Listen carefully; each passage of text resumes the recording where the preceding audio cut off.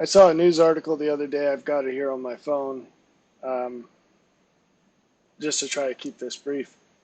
And it was talking about a drone that kept flying over a Baltimore Ravens game. It's interesting. So I grew up in Baltimore. I actually used to live like 2 blocks away from the stadium as an adult at one time.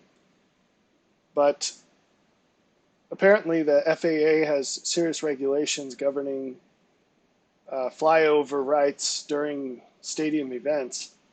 And it makes sense because there's so many people there. You know, in the military, when we were walking, we on operations, we always practiced spreading out.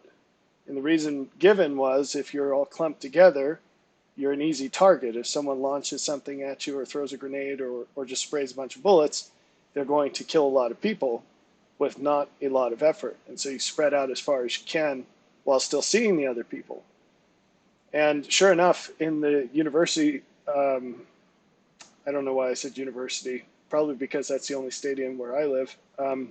In the stadium situation, here's a quote from Senator Gary Peters, who chairs the Committee on Homeland Security and Governmental Affairs. He recently warned about how, quote, somebody who would use drones in a nefarious way and drop a grenade that would do considerable damage and possibly kill individuals.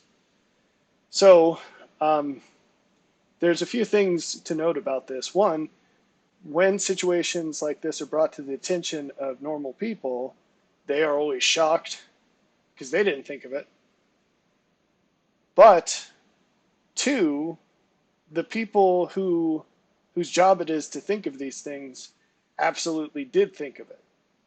And then sometimes the normal people do think of it, and the people whose job it is to think of it don't think of it. And that's scary for its own reasons.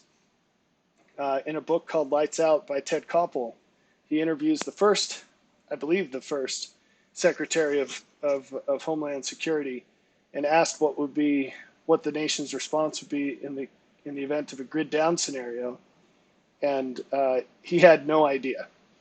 And he said, well, I'm sure we have a contingency for that. And he said, yeah, but you don't know of one specifically? He's like, I'm sure we have one. I'm sure we have one. And that's one that a lot of people in the know have been,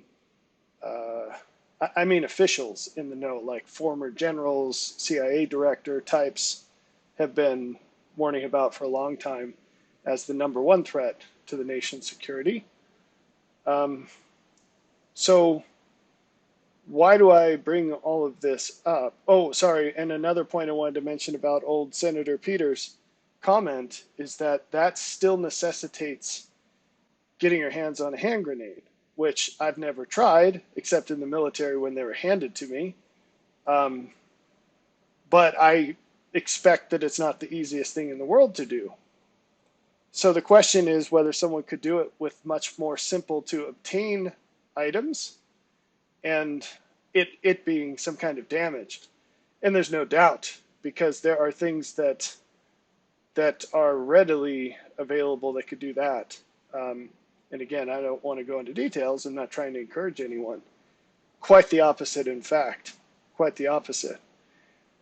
This all goes under the heading of something I've told you before, which is when stuff starts happening left and right like this, and it will, you should look back to this time and thank God that we were given so long without it, because it will be more revealed to you then the degree to which we've been living in an immense miracle where all the ingredients for very bad things existed for a really long time, and yet God's mercy held it all back to give you all more time to repent. That time is coming to an end. And this very much has to do with what you read in Revelation about the four angels holding back the four winds. And that is not going to last forever. So, that's your current event. And I hope you make use of the time that remains.